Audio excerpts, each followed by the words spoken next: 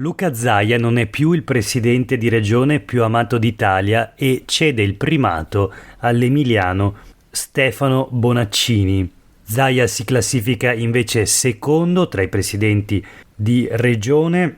Sono i risultati dell'indagine di Noto Sondaggi per conto del Sole 24 Ore sul consenso tra i cittadini dei presidenti di regione e dei sindaci. Un consenso che per Zaia resta comunque molto elevato, 68,5%, ma la novità è che dopo 12 anni il presidente della Giunta regionale del Veneto non occupa più il primo gradino del podio nella classifica dei presidenti di regione, appunto.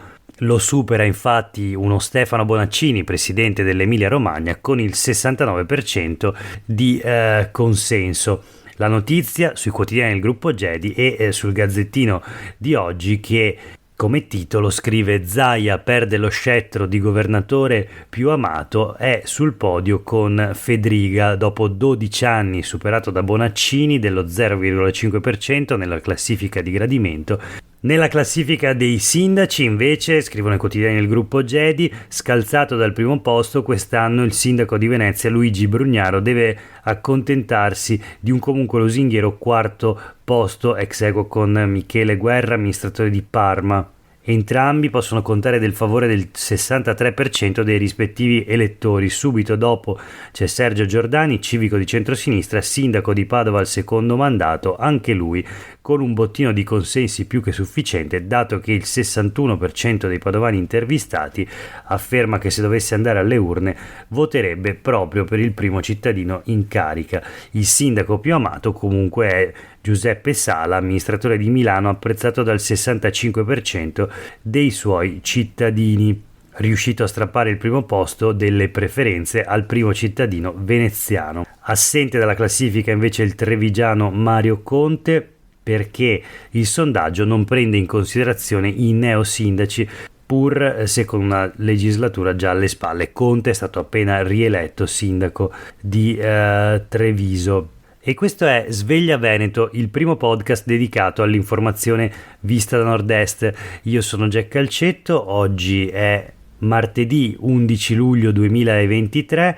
La prima notizia del giorno riguarda il consenso tra i cittadini dei presidenti di regione e dei sindaci. Bonaccini, abbiamo visto, presidente dell'Emilia Romagna, scalza Zaia in questa classifica. Zaia che quindi dopo 12 anni non è più il presidente di regione più amato dai suoi cittadini. Anche Brugnaro cede il primato, in questo caso a Giuseppe Sala, sindaco di Milano. Noi proseguiamo con la rassegna stampa di oggi parlando del meteo. L'ondata di caldo durerà diversi giorni, la prima metà della settimana, dice l'ARPAV nelle sue previsioni, si caratterizza per un robusto promontorio anticiclonico d'aria calda che si protende da sud-ovest e sulla nostra regione porta ampi spazi di sereno con temperature ben sopra la norma. Si affermano poi in quota correnti sud-occidentali che a partire dalle zone montane portano qualche fase di maggior nuvolosità con più probabili passaggi temporaleschi, oltre ad un relativo calo termico. Ma per la giornata di oggi le previsioni sono di un cielo in prevalenza da sereno a poco nuvoloso, nelle ore più calde possibilità di locali fenomeni temporaleschi, più che altro in montagna, temperature in aumento, in particolare le minime in pianura, e quindi caldo, ancora caldo in questa giornata. Voltiamo pagina e parliamo dei diritti delle donne e della questione dell'aborto. Siamo sulle pagine del Corriere del Veneto. La mamma veda il feto e ascolti il battito.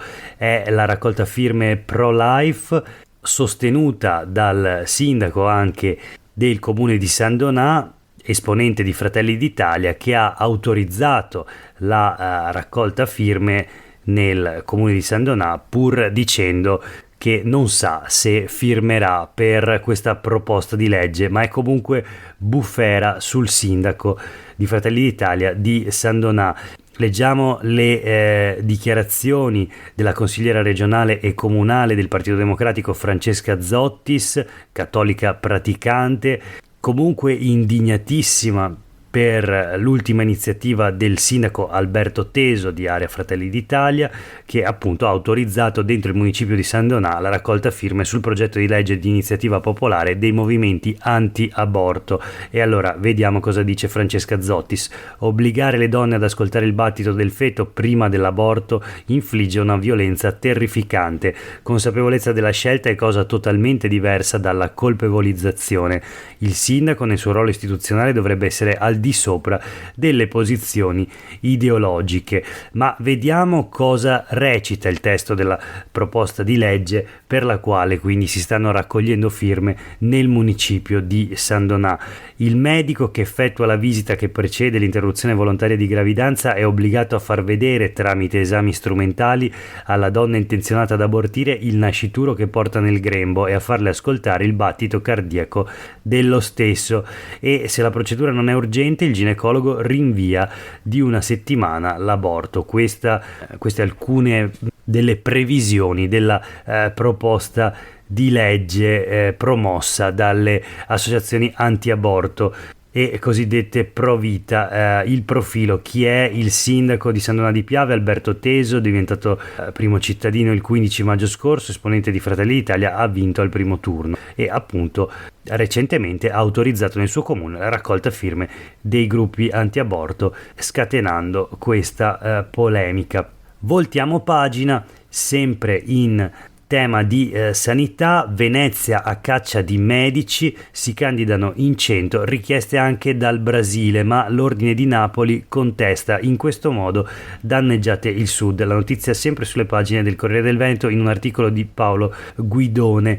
Allora, di che si tratta? Un'iniziativa dell'Ulstra Serenissima che ha ideato una campagna pubblicitaria video e social per attirare medici di base nel capoluogo veneziano. Dottore, la città più bella del mondo ti aspetta, è l'invito dell'azienda sanitaria. Lanciata ufficialmente venerdì, la campagna ha già ottenuto un centinaio di contatti fra candidature e richieste di informazioni. Sono per la maggior parte del nord Italia, ma anche da Bari e dal Brasile. L'Ordine dei Medici di Napoli contesta questa campagna. Con queste iniziative si impoverisce l'offerta di salute ai cittadini del sud. L'ordine veneziano invece plaude: qui il contesto è difficile e il costo della vita è alto, quindi bisogna inventarsi di tutto, quindi c'è bisogno anche di queste iniziative per reclutare nuovi medici di base. Presidente nazionale della Federazione dell'Ordine dei Medici sembra piuttosto freddo e per affrontare il problema del reperimento dei medici di base ricorda la possibilità di fare ricorso a strumenti normativi già esistenti. Qualunque iniziativa in cui si parla di Venezia ottiene un grande interesse, ma in questo caso la regione può dichiarare Venezia zona disagiata perché lo è realmente, e questo può mettere in moto una serie di meccanismi che aiutino e facilitano la presenza dei medici. Quindi il presidente nazionale dell'Ordine dei Medici dice: la regione dichiari Venezia zona disagiata, così potrà intervenire per portare più medici. Chiudiamo la rassegna stampa con due notizie flash ancora dal Corriere del Veneto. Parliamo di università. Padova, record di immatricolazioni, Venezia l'ateneo più internazionale. Sono i dati del rapporto Censis, dove il Bo resta sul podio. Verona garantisce la maggiore occupazione nella classifica degli atenei. Padova è seconda dopo Bologna tra i mega atenei, sopra i 40.000 iscritti. Nei politecnici lo IUAV di Venezia è quarto dopo Milano, Torino, Bari. Ca' Foscari quarta nei grandi atenei dai 20 a 40.000 iscritti, Verona dodicesima. Sono i dati dell'indagine del Censi che pubblica ogni anno la classifica delle università italiane. Padova mantiene stabilmente il secondo posto dopo Bologna fra i mega atenei, Venezia guadagna di nuovo il quarto posto e Verona è dodicesima fra i grandi, scrive il Corriere del Veneto. La rettrice dell'università di Padova, Daniela Mappelli, dice: siamo attrattivi, in 5 anni siamo passati da 60 a 70.000 iscritti, abbiamo raddoppiato il numero degli studenti stranieri. L'ultima notizia di oggi la troviamo invece sulle pagine del Gazzettino e riguarda i temi dell'ambiente e degli animali. che vivono nell'ambiente antropizzato come quello del nostro Veneto. Un lupo solitario arriva fino alle porte di Mestre, mai visti in queste zone. L'animale avvistato da un automobilista che l'ha filmato, diverse le segnalazioni, la polizia ambientale conferma, lo stiamo monitorando costantemente, non è pericoloso. Ripreso alle 5.45 a Lughetto di Campagna Lupia, in Riviera del Brenta, a una quindicina di chilometri dalla città. Chi l'ha visto dice: era a 10 metri da me e l'ho visto correre, sono un cacciatore, conosco bene gli animali.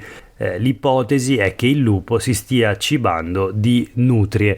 Per oggi è davvero tutto, grazie per aver ascoltato questa puntata di Sveglia Veneto, a tutte e tutti voi una buona giornata.